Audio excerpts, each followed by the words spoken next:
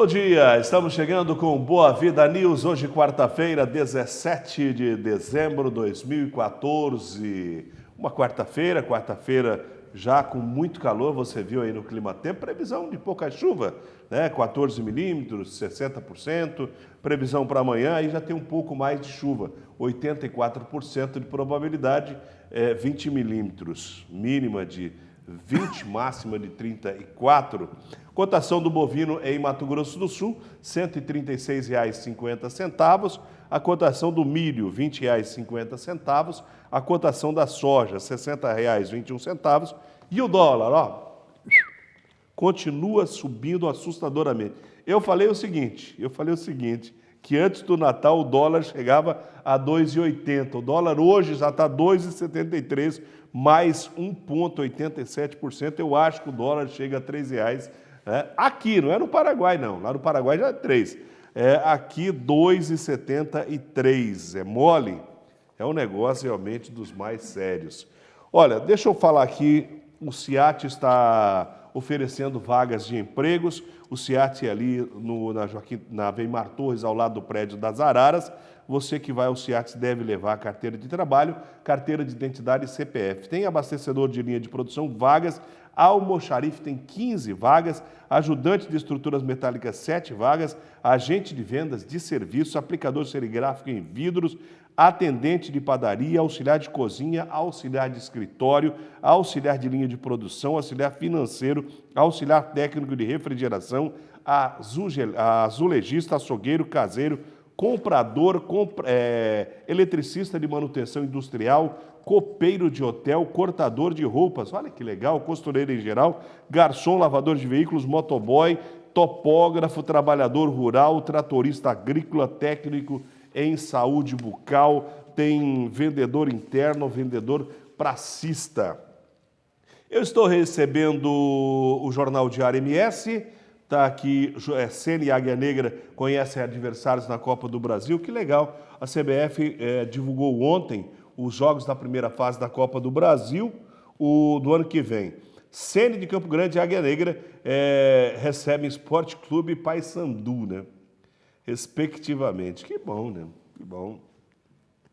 Nós precisamos ter um pouco mais de lobby, né? Lobby. Fala-se muito que o presidente da federação é muito forte na CBF, mas não sei não. Protestos na última sessão da Câmara. Os vereadores limpam a pauta e encerram o ano. Bom, da sessão você viu ontem, você assistiu ao vivo. Sobre protesto, eu quero fazer um registro aqui. Interessantíssimo o que aconteceu ontem na Câmara Municipal. 3 universitários estiveram lá protestando de forma até direta a alguns vereadores. Por exemplo, tinha um cidadão lá que ele protestou e foi embora, não xingou ninguém, ele só ficou bravo. Ele ficou bravo, mas não xingou ninguém, mas ele fez o seu protesto, né? Numa cartolina amarela, que está aqui estampando a primeira página do Jornal Diário MS, a foto do Eliel, né?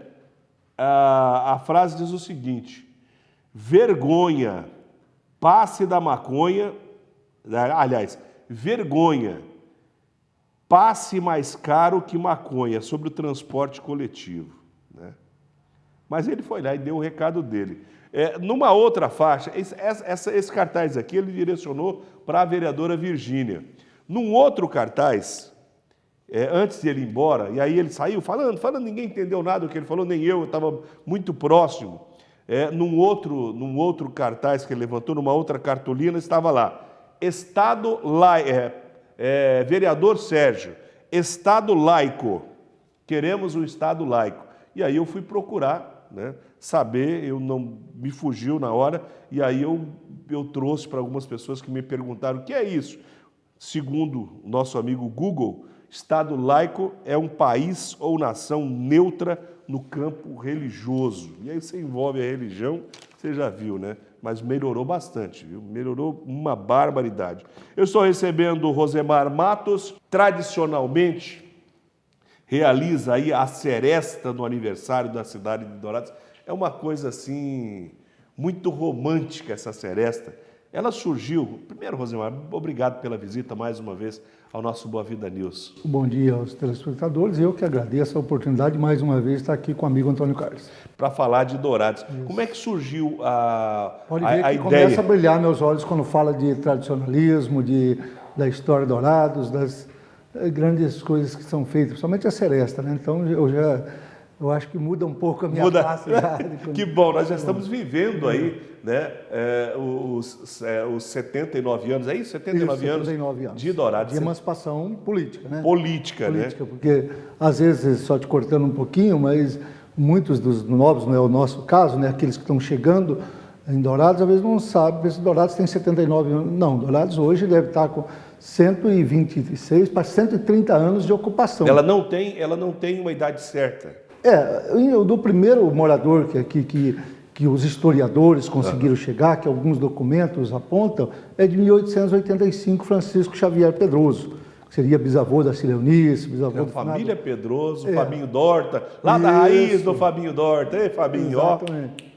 Então esse é o primeiro que está na Fazenda Amparo, tem uma foto bonita da fazenda, né, que ele veio da cidade de Amparo e colocou o mesmo nome na fazenda. Então, são 15 com 14, 129 anos, na verdade. 129 anos que está aqui.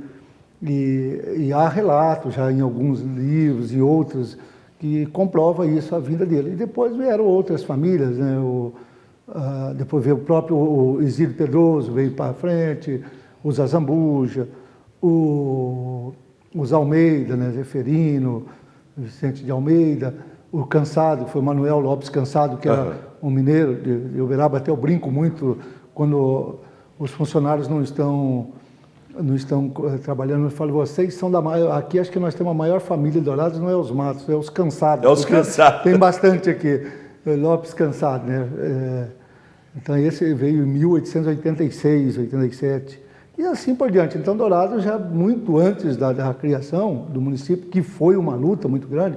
Se você faz uma consulta, volta nos jornais do Progresso, até interessante um artigo de 1921, de Rangel Torres, uma visita que ele esteve em Dourados, de passagem, aquele escrevendo sobre a cidade.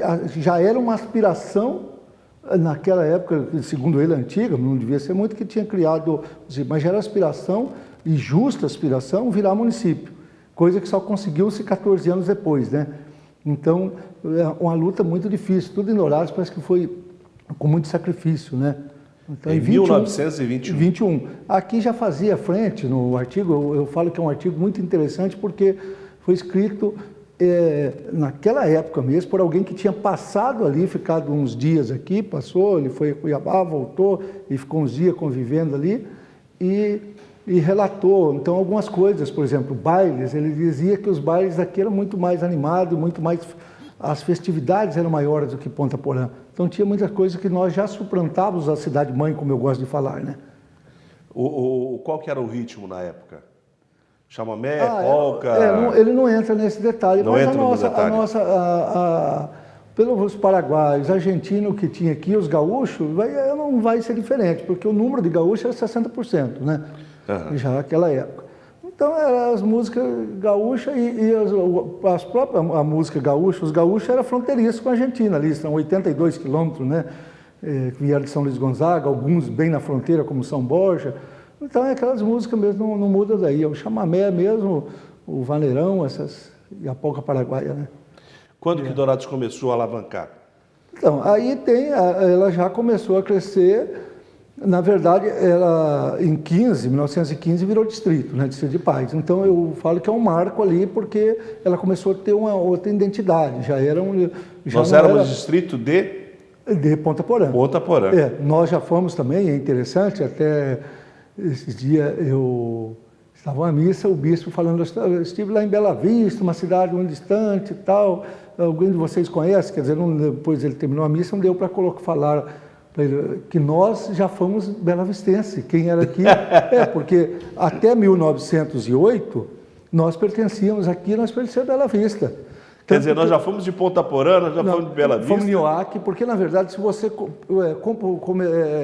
pegar o documento, nós não podemos ver em relatos simplesmente sem documento. O primeiro documento que tem é que em 1900 nós já éramos considerado distrito policial, era uma denominação na época para um povoadinho, para um agrupamento de pessoas, né, distrito policial.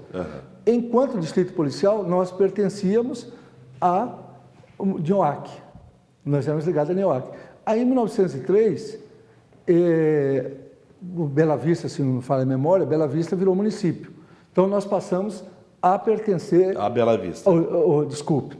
1908, Bela Vista virou município. Nós passamos a pertencer a Bela Vista. E aí, em 1912, 13, 12 foi criado, mas instalado em 13, Ponta Porã virou município, aí nós éramos de Ponta Porã. Então, nós já tivemos a forma de NEOAC, enquanto já personalidade jurídica, que eu costumo dizer, NEOAC, depois Bela Vista e Ponta Porã. Tanto que você pegar lá nos livros dos documentos de Ponta Porã, tinha de Bela Vista, tinha alguns como inspetor de quarteirão, ou coisa que, acho que o Marcelino foi esse cargo, aí tinha outro que era o guarda fiscal lá de Bela Vista, tudo nomeado por Bela Vista, que seriam as pessoas aqui que trabalhavam, eram os confiança do prefeito municipal de Bela Vista. Caramba, a história realmente ela vai a fundo, quer dizer, eu tenho um pouco de NEOAC que eu não sabia, eu tenho um pouco de Bela Vista que eu não sabia, Ponta Porã já é uma história mais recente. Vamos fazer o seguinte, eu vou intervalo comercial rapidinho, nós já voltamos a conversar com o Rosemar Matos, porque essa história de Dourados realmente é encantadora.